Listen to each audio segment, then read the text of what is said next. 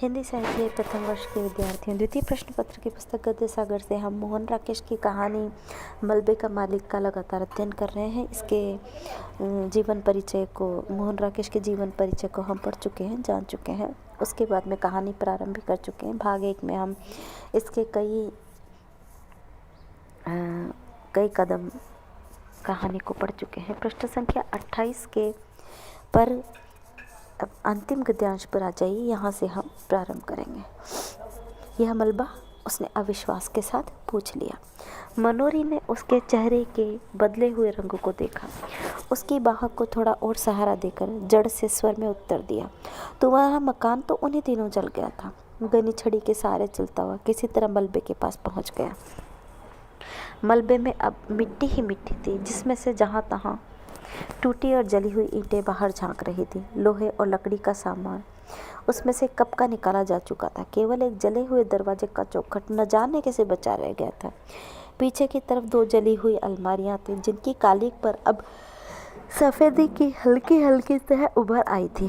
उस मलबे को पास से देखकर गनी ने कहा, यह बाकी रह गया है यह, और उसके घुटने जैसे जवाब दे गए।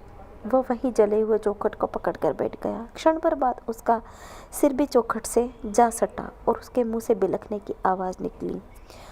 हाय ओए चिराग दीना, जले हुए किवाड़ का वह चौखट मलबे में से सिर निकाले 7.5 साल खड़ा तो रहा था, पर उसकी लकड़ी भुरभुराई हुई थी।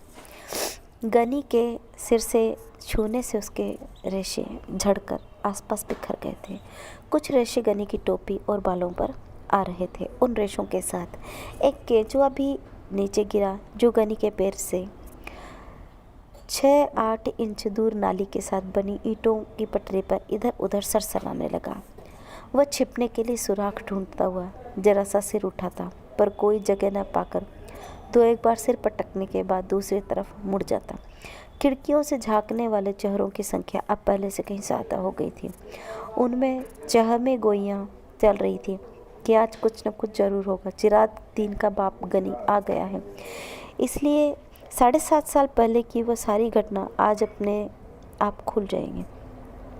लोगों को लग रहा था जैसे वह मलबा ही गनी को सारी कहानी सुना देगा कि शाम के वक्त चिराग ऊपर के कमरे में खाना खा रहा था, जब रखे पहलवान ने उसे नीचे बुलाया और आकर कुछ एक मिनट उससे बात करने की सोची। पहलवान उन दिनों गली का बादशाह था। वहाँ के हिंदुओं पर उसका काफ़ी दबदबा था। चिराग तो खैर मुसलमान था। चिराग हाथ का कोर बीच में ही छोड़कर नीचे उतर आया। उसकी बीबी जुबैदा और दोनों लड़कियां किश्वर और सुल्ताना खिड़की से नीचे झांकने लगी। चिराग ने जोड़ी के बाहर कदम रखा ही था कि पहलवान ने उसे कमीज के कॉलर पकड़कर अपनी तरफ खींच लिया और गली में गिराकर उसकी छाती पर बैठ गया। चिराग उसका छुरे वाला हाथ पकड़कर चिल्लाया, रखे पहलवान, मुझे मत मार, हाय कोई मुझे बचाओ। ऊपर से जुबैदा, किशोर, सुल्ताना भी हताश सुर में चिल्लाती और चीखती हुई ड्योढ़ी की तरफ नीचे दौड़ी। रखे के एक शागिर्द ने चिराग की जद्दोजहद करती बाहें पकड़ ली और रखा उसकी जांघों को अपने घुटनों से दबाए हुए बोला, चीखता क्यों है रे भेड़ के, मैं तुझे पाकिस्तान दे रहा हूँ, ले पाकिस्तान।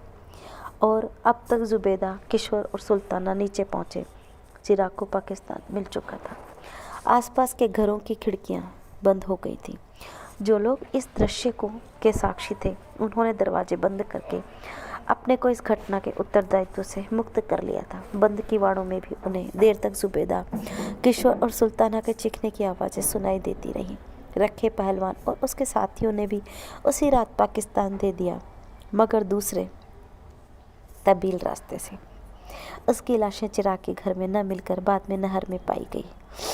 2 दिन चिराग के घर की छानबीन होती रही। जब उसका सारा सामान लूटा जा चुका तो न जाने किसने उसके घर को आग लगा दी। रखे पहलवान ने तब कसम खाई थी कि वह आग लगाने वाले को जिंदा जमीन में गाड़ देगा, क्योंकि उस मकान पर नज़र रखकर ही उसने चिराग को मारने का निश्चय किया था। उसने उस मकान को शुद्ध करने के लिए हवन सामग्री भी ला रखी थी, मगर आग लगाने वाले का तब से आज तक पता नहीं चल सका। अब 7.5 साल से रखा उस मलबे को अपनी जायदाद समझता चला आ रहा है, जहाँ न वह किसी को गाय भैंस बांधने देता था और न ही खमचा लगाने देता था। उस मलबे से बिना उसकी इजाज़त के कोई एक ईंट भी निकाल नहीं सकता था।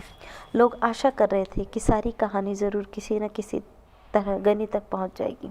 जैसे मलबे को देखकर उससे सारी घटना का पता चल जाएगा। और गनी मलबे की मिट्टी को नाखून से खोद खोद कर अपने ऊपर डाल रहा था। दरवाजे की चौखट को बाह में लिए हुए रो रहा था। बोल चिराग दीना बोल, तू कहाँ चला गया? ओए ओ किश्वर और सुल्ताना, हाय मेरे बच्चे, ओए गनी को पीछे क्यों छोड़ दिया? ओए। पृष्ठ संख्या 81 तक हम पढ़ चुके हैं। पृष्ठ संख्या 82 पर आप सभी आ जाइए। अरे भुरभुरे किवाड़ से लकड़ी के रेशे झड़ते जा रहे थे। पीपल के नीचे सोए रखे पहलवान को जाने किसने जगा दिया, या वह खुद ही जाग गया, यह जानकर कि पाकिस्तान से अब्दुल गनी आया है और अपने मकान के मलबे पर बैठा है। उसके गले में थोड़ा झाग उठाया जिससे उसे खांसी आ गई। उसने कुएं के फर्श पर थूक दिया। मलबे की तरफ देखकर उसकी छाती धोंकनी सी आवाज़ निकली और उसका निचला होठ थोड़ा बाहर को फैलाया।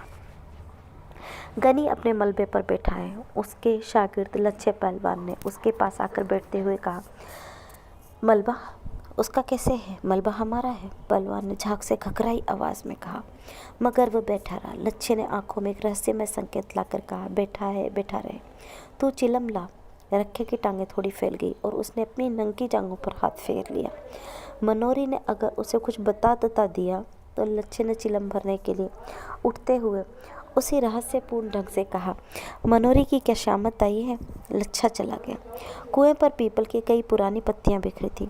रखा उन पत्तियों को उठा कर अपने हाथों से मसलता रहा। जब लच्छे ने चिलम के नीचे कपड़ा लगाकर चिलम उसके साथ में दी तो उसने कश खींचते हुए पूछा, और तो किसी से गनी की बात नहीं हुई? नहीं। ले। और उसने खांसते हुए चिलम लच्छे के हाथ में दे दी। मनोरी गनी की बाह पकड़े मलबे की तरफ से आ रहा था। लच्छा उकड़ू होकर चिलम के लंबे लंबे कश खींचने लगा। उसकी आंखें आधा क्षण रखे के चेहरे पर टिकती और आधा क्षण गनी की तरफ लगी रहती। मनोरी गनी की बाह थामे उससे एक कदम आगे चल रहा था, जैसे उसकी कोशिश हो कि गनी कुएं के पास के बिना रखे को देखने ही निकल जाए। मगर रखा जिस तरह बिखर कर बैठा था, उसने गनी से उसे दूर ही देख लिया। कुएं के पास पहुंचते न पहुंचते उसकी दोनों बाहें फैल गई और उसने कहा, रखे पहलवान। रखे ने गर्दन उठाकर आंखें जरा छोटी करके उसे देखा। उसके गले में अस्पष्ट सी घरघराहट हुई है, पर वह बोला नहीं। रखे पहलवान, मुझे पहचाना नहीं? गनी ने बाह नीची करके कहा, मैं गनी हूँ, अब्दुल गनी, चिराग दीन का बाप। पहलवान ने ऊपर से नीचे तक उसका जायजा किया। अब्दुल गनी की आंखों में उसे देखकर एक चमक सी आ गई। सफ़ेद दाढ़ी के नीचे उसके चेहरे की झुर्रियाँ भी कुछ फैल गई थी। रखे का निचला होठ फड़का। उसकी छाती से भारी सा स्वर निकला, सुना गनिया। गनी की बाहें फैली, फिर फैलने कोई, पर पहलवान पर कोई प्रतिक्रिया न देखकर उसी तरह रह गई। वह पीपल का सहारा लेकर कुएं की सिल पर बैठ गया। ऊपर खिड़कियों में चहम गोइयाँ तेज हो गई। अब दोनों आमने सामने हो गए तो बात जरूर खुलेगी। फिर हो सकता है दोनों में गाली गलौज भी हो। अब रखा गनी को हाथ नहीं लगा सकता। अब वे दिन नहीं रहे। बड़ा मलबे का मालिक बनता था। असल में मलबा न इसका है न गनी का। मलबा तो सरकार की मलकियत है। मरदूत किसी को वहाँ गाय का खुट्टा तक नहीं लगाने देता। मनोरी भी डरपोक है। इसने गनी को बता क्यों नहीं दिया कि रखे ने चिराग और उसकी बीवी को मारा है? रखा आदमी नहीं सांड है, दिन भर सांड की तरह गली में घूमता है। गनी बेचारा कितना दुबला हो गया, दाढ़ी के सारे बाल सफ़ेद हो गए।